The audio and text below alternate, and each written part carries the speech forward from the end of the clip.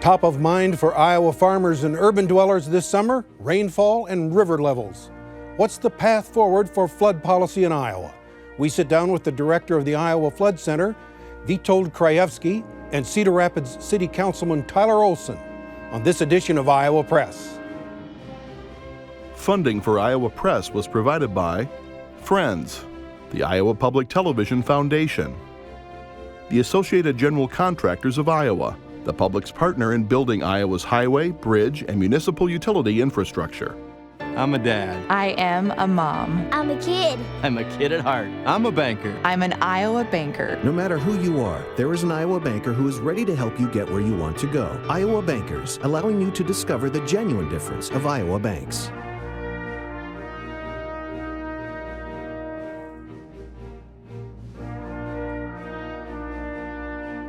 For decades, Iowa Press has brought you politicians and newsmakers from across Iowa and beyond. Now celebrating more than 40 years of broadcast excellence on statewide Iowa Public Television. This is the Friday, July 6th edition of Iowa Press. Here is David Yepsen. 10 years ago this summer, Iowans were ravaged by record flooding from border to border. Just this past week, record rainfall in central Iowa sent homeowners scrambling and policymakers looking for emergency relief. And at Cedar Rapids, a decade-long battle for federal flood mitigation funds led to more than $100 million in appropriations. But what does it all mean for our state's flood policy? Here to talk about it at the Iowa Press table today is Dr. Witold Krajewski, director of the Iowa Flood Center at the University of Iowa, and Tyler Olson, a former state legislator and now city councilman in Cedar Rapids. Gentlemen, welcome to Iowa Press. Thank you for taking time to be with us. Thanks for having us. Thank you. Across the table joining the conversation are James Lynch, political writer for the Gazette in Cedar Rapids, and Kay Henderson, news director at Radio Iowa. Let's start with the research. Tell us the assessment you have currently of the flood threat in Iowa as of the time of this show's taping, which is midday on Friday. Well, right now we have beautiful weather, so there is no threat for this week. But I would like to start by saying on behalf of all of us at the Iowa Flood Center that our thoughts go out to the victims of last weekend's terrible event here in Des Moines area. And so, thank you.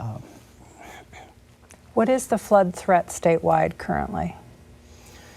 Well, so some rivers, mostly in the north, are at elevated stage levels, some exceeding flood levels, and of course water flows downstream. So we expect that some stations downstream will also experience some, hopefully minor, flooding. Are we over the worst of it? Well, for the time being, for this week, yes. James? We used to think of flooding as sort of a springtime event, an annoyance, but now here we are in June and July, we see flooding, we've seen flooding in September, later into the year. What's happening that any season can be flood season? Well, historically, the peak of the flood season in Iowa is in May, June, into early July. So flooding in September, that is unusual.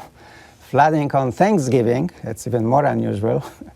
And rainfall, heavy rainfall in January, that is also very unusual. So, well, I have to say that some 20 years ago or so, during the first climate projections by climate scientists, they were saying that the extremes will be increasing and the variability will be increasing. And I think we are witnessing, this very clearly.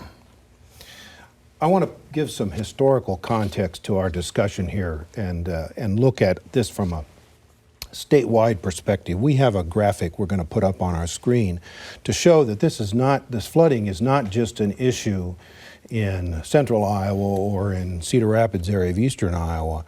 This shows the counties hit by flooding from 1988 to 2016. The light blue colored counties are ones that had only 4 to 8 disaster declarations. The blue counties, 9 to 12 declarations, and the bluest ones are 13 to 17. So we can see this is a real statewide problem for us. Oh, absolutely. We got a problem, here. And so this is a 30-year perspective. If you go further back, the situation doesn't change, very much. So we got a problem. And just look at it, this way. If over 30 years you have in some counties 17 declarations of something that we think of as an unusual event, right? Something that calls for a presidential disaster declaration that shouldn't be thought of as a common event, right? And it happens so many times, so this means that every 2-3 years we get a disaster. To me, that implies one of two things. One is that perhaps we are not protecting ourselves because it is those more common events that happen frequently that cause damage, to us, or there is a possibility that our estimation or prediction of the frequency of those events is off. Okay. Mr. Olson, let's shift to the Cedar Rapids perspective. As David mentioned, this past week, the Army Corps of Engineers set aside $117 million for the city for a series of flood protection measures along, I believe, 7.5 miles of the Cedar River corridor. Explain what the plan is. Well, the plan includes both the east and the west sides of the river. That's a decision that Cedar Rapids as a community made years ago as we were recovering from the flood in 2008 and planning on how we were going to build flood protection. It's a series of earthen levees, removable flood walls, permanent flood walls that oftentimes are integrated into the actual structures that are built on each side of the river. One example would be the McGrath Amphitheater, which was one of the first pieces of flood protection constructed on the west side of the river downtown to serve as a concert venue and community gathering space, but the amphitheater part is actually flood protection. Another example on the east side of the river would be the new CRST building, which was, I believe, completed last summer, actually has flood wall built into the base of the building. So it will protect both the east and west sides of the river, and we're excited to have that news from the federal government that 10 years on, they're going to make a significant investment in protecting our community. I think the price tag, though, is a little staggering when people look at it. In addition to the $117 million from the federal government, I think the city's share is about $350 million. How will the city pay for that? I mean, I'm sure the casino will help, but how will the city pay for that? Well, we're not betting on the casino, James, so I think that is one item that might be off the list.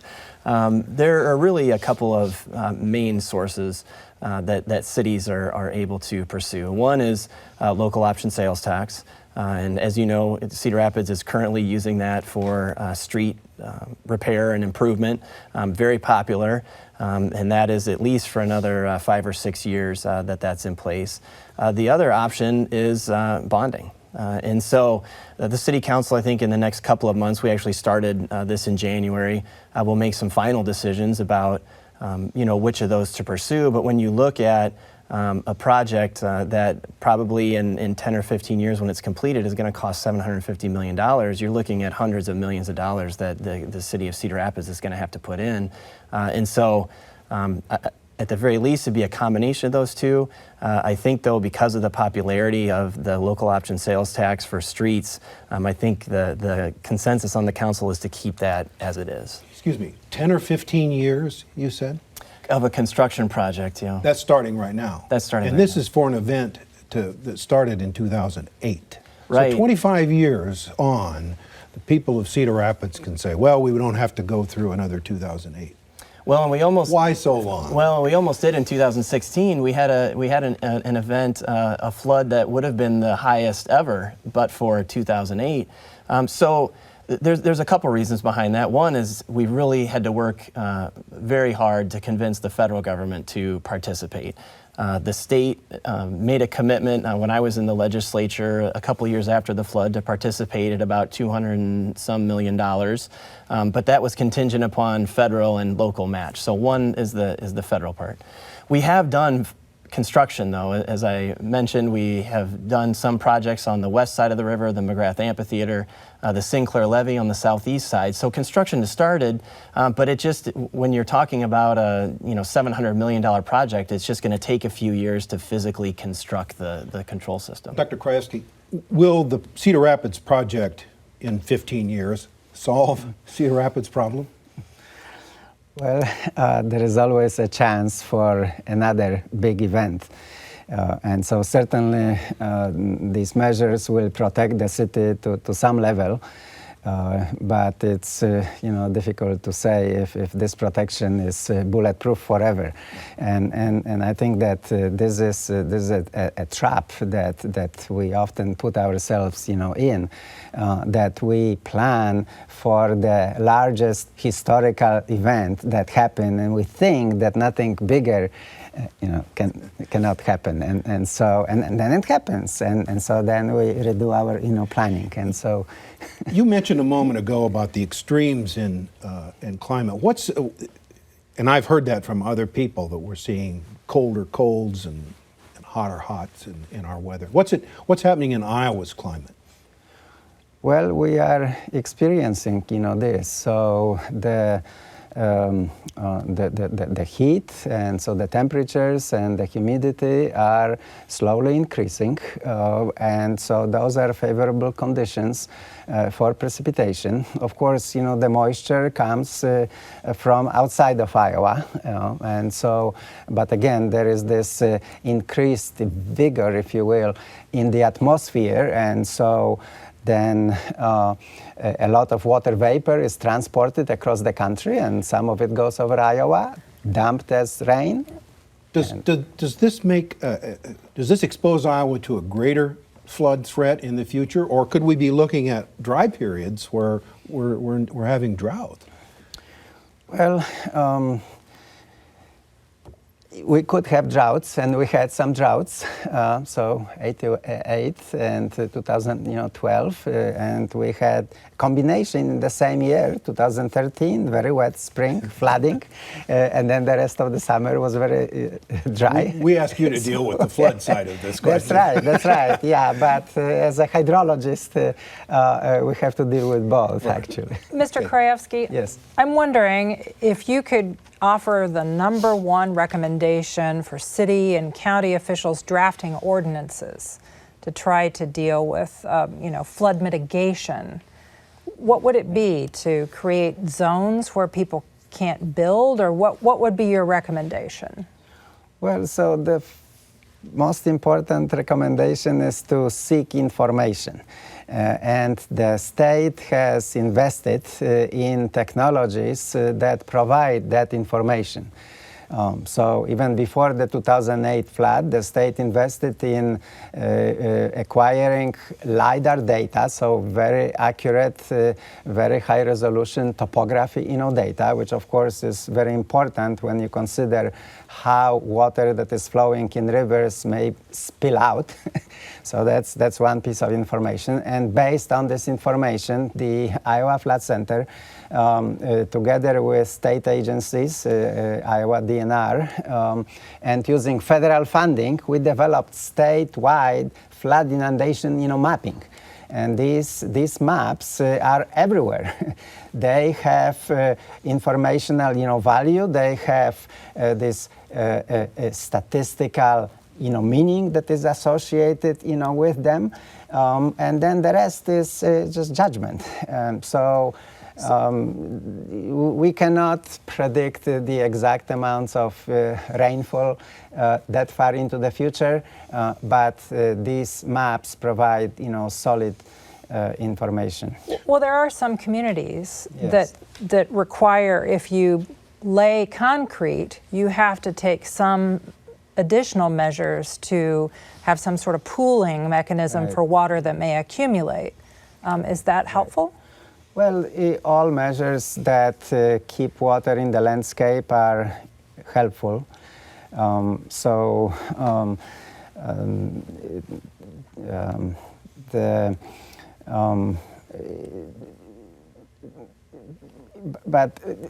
storage in the landscape definitely, helps mitigating, potential, flooding. Mr. Olson, I'll turn to you. You were a state official, now you're a local official.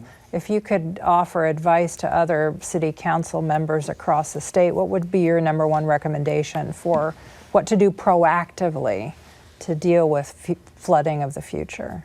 Well, I think the recommendation about having the information and really looking ahead and trying to plan for maybe a more significant event than we can imagine at this point is probably good advice. I think there are a lot of probably littler things to do too. One thing that the Cedar Rapids does as a community is work with businesses that when they are putting in new parking lots, we have a cost share program to do detention, rain gardens, and that kind of thing.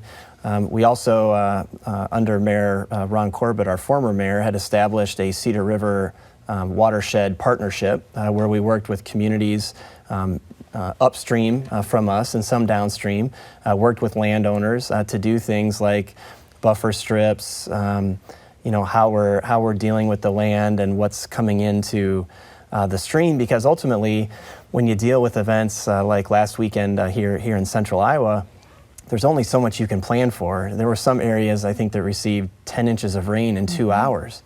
And so all those little things add up, hopefully, to mitigate the effect. And then also, when you look at building permanent flood protection like we're going to, that flood protection gets you more if you're decreasing the amount of flow into the watershed. James. Mr. Olson, I want to go back to the funding and the cost question again. The flash flooding here in central Iowa last weekend is a good reminder of the need for flood protection. But when it's dry, how do you convince people to pay for a bond issue or pay a local option sales tax to pay for these flood protections? Do you have to do it, kind of strike when there's water in the basement? Well, I mean, I hope not. One, you hate to have to go through another serious disaster in order to be able to get that done. I think a few things are coming together here to lead Cedar Rapids to move forward, or the City Council to move forward on identifying that funding stream. One is the 10-year anniversary, one of the things that we've talked about here. Although it has been 10 years, and for a lot of folks it feels like yesterday. I mean, the scope of the disaster in Cedar Rapids, and really communities up and down the river and other parts of the state too, was overwhelming. The second is 2 years ago in Cedar Rapids, we endured a flood event that would have been the record but for 2008. So temporary flood protection was erected and was able to protect a lot of the city, but I think it reminded folks that there is an imminent threat here. And the last then is the federal announcement. So we're required to spend the federal money and state money to come up with a significant local match, and we're going to do that in the coming months. I want to go back to the question of what governments should do. Dr. Krajewski, if you're a city council member watching this program, shouldn't you be asking, is your power plant secure? Is your water plant secure? I mean, in 1993, this community lost both, and it sure seems a lot easier to people to clean up after a flood if you have electricity and clean water to do it with. But do you have recommendations like that to city council or state officials? Yeah. No, absolutely. We have to protect the critical infrastructure to a higher, degree of risk. I just want to point out that many communities have development regulations, building permits based on the notion of the 100-year flood, which is an event that has a 1% annual chance of happening. But a simple calculations, show that if you wait, say, over 30 years, which is a typical period for a house mortgage, then that probability that at some point you will be flooded by an event like that are 26%. And very few people, know about this. And of course, for the critical infrastructure, like you mentioned, we should protect ourselves to even lower probability of something big happening. In the case of Des Moines, we go back and the levees around the water plant were not high enough for the threat that they faced. Can you tell a community, here's the threat you face in Jefferson, Iowa? Well, so again, only statistically. So all we have are our records, observational records, and based on these records, we can estimate these chances of something, big, happening. Often these records are not long enough, so our estimates are corrupted by significant, uncertainty. One of the contributors to flooding in the Des Moines area this past weekend was the fact that the storm sewers couldn't handle the volume. Right. Is there adequate mapping of municipally owned storm sewers around the state? And can city council members, like the person sitting next to you, look at that and analyze where they need to spend their money to improve the systems? Well, for the big cities, definitely that information, exists, and there are engineering, departments, and they have the responsibility of maintaining, those systems. Those systems are designed for a certain level of events. And again, that's a judgment that's according to engineering, standards, and designing for something that will never happen. That would cost a lot of, money. Mr. Olson, you've watched development in Cedar Rapids for a long time, and I wonder how good are the floodplain maps given the pace of development that we're seeing? I mean, are these maps being updated to include new development and that impact on flooding patterns? Well, the Flood Center, for one, has been a great partner in providing that data. We are kind of basing our plans off of the 2008 flood event. We could experience one that is more significant and would be kind of outside of those, but we're really focused on getting ready for that. So the floodplain maps are continually updated, will be as we build permanent protection, but one of the advantages to that permanent protection, once it's certified by FEMA, is that it takes areas that were once in the 100 or 500 year floodplain and takes them out. So things like flood insurance become less expensive or not necessary. And so really I think we're kind of at a place where the development community and business community, as well as homeowners, want us to take that step and get that permanent flood protection done. Mr. Krajewski, I wonder, talking about those floodplain maps, do they need to be altered to reflect changing weather patterns, these more extreme events you've talked about? Well, that is not so easy. That is absolutely not easy because, again, in developing, the maps for the state of Iowa, including Cedar Rapids, we followed certain nationwide standards. And so because we wanted these maps to be approved by FEMA so that they could serve regulatory, and planning, purposes. But yes, there are some questions there regarding the future, trends. Okay. How far away are researchers such as yourself from getting to the point where you can predict floods and issue a warning in the same way that folks issue, hey, tornado warning ahead? Is that a long way away? Well, no, I think that they have a more difficult, problem. Of course, for flooding, and mostly here in Iowa, it is all about rainfall. So how well meteorologists can predict, rainfall, that is a key ingredient of predicting, floods. Mr. Olson, why do we allow people to move back into flood zones?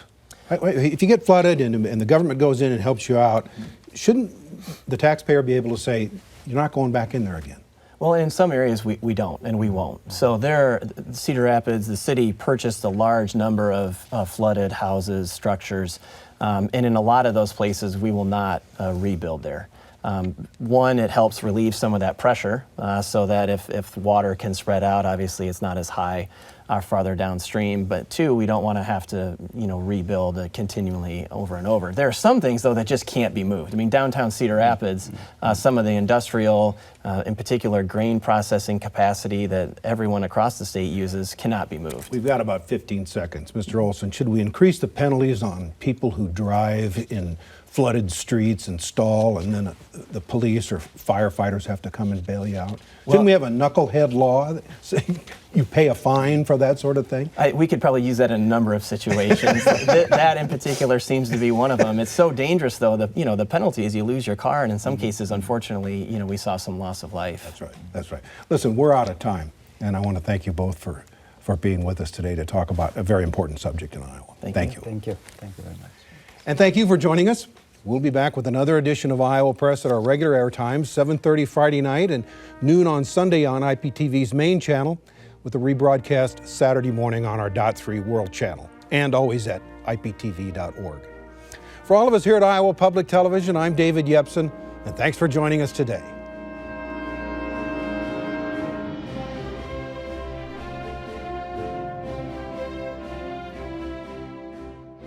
Funding for Iowa Press was provided by Friends, the Iowa Public Television Foundation, the Associated General Contractors of Iowa, the public's partner in building Iowa's highway, bridge, and municipal utility infrastructure. I'm a dad. I am a mom. I'm a kid. I'm a kid at heart. I'm a banker. I'm an Iowa banker. No matter who you are, there is an Iowa banker who is ready to help you get where you want to go. Iowa Bankers, allowing you to discover the genuine difference of Iowa banks.